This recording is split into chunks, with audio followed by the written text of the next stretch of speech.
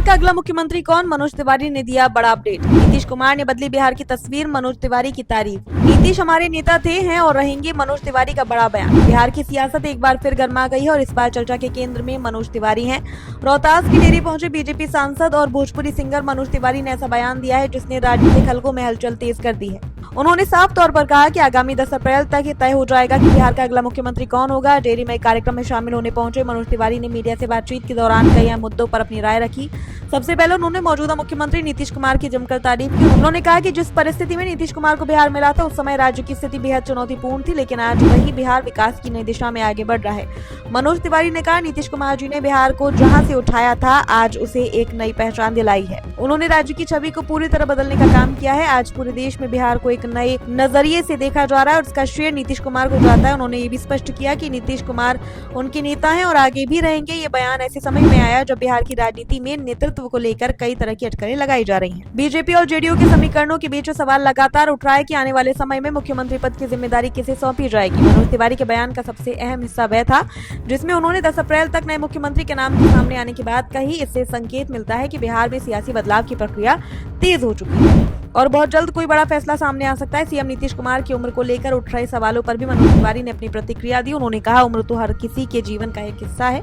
हर व्यक्ति को एक न एक दिन इस दौर से गुजरना पड़ता है, लेकिन किसी की उम्र को उसके काम से जोड़कर देखना सही नहीं है। नीतीश कुमार ने जो काम किया है वह उन्हें एक बड़े नेता के रूप में स्थापित करता है। इसके अलावा विपक्ष द्वारा लगाए जा रहे परिवारवाद के आरोपों पर भी उन्होंने तीखा जवाब दिया। उन्होंने कहा कि जो लोग खुद सत्ता में रहते हुए अपने पूरे परिवार को बड़े बड़े पदों पर बैठाते रहे हैं, वही आज नीतीश कुमार जैसे नेता पर आरोप लगा रहे हैं। ऐसे लोग खुद से ही झूठ बोल रहे हैं। मनोज तिवारी ने बिना किसी का नाम लिए कहा, जिन्होंने पार्टी से लेकर संवैधानिक पदों तक अपने परिवार के लोगों को स्थापित किया, वे आज नैतिकता की बात कर रहे हैं। ये जनता सब समझती है। उनके इस बयान को विपक्ष पर सीधा हमला माना जा रहा है। बिहार की राजनीति में लंबे समय से परिवारवाद एक बड़ा मुद्दा रहा है और हर चुनाव में चर्चा का विषय बनता रहा है।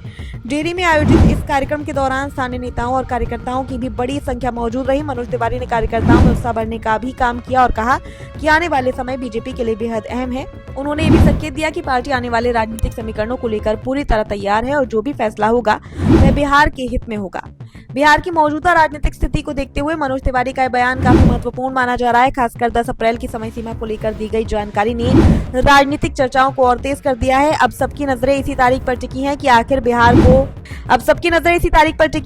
बिहार को नया नेतृत्व मिलेगा या फिर नीतीश कुमार ही आगे की कमान संभालेंगे। कुल मिलाकर डेरी से दिया गया है बयान केवल एक सामान्य राजनीतिक प्रतिक्रिया नहीं है, बल्कि इसके कई गहरे मायने हैं। ये न सिर्फ सत्ता के संभावित बदलाव का संकेत देता है, बल्कि बीजेपी की रणनीति और आगामी राजनीतिक दिशा की भी झलक दिखाता है। आने वाले दिनों में बिहार की राजनीति किस दिशा में जाएगी ये तो वक्त ही बताएगा, लेकिन इतना तय है कि 10 अप्रैल तक सियासी तस्वीर काफी हद तक साफ हो सकती है।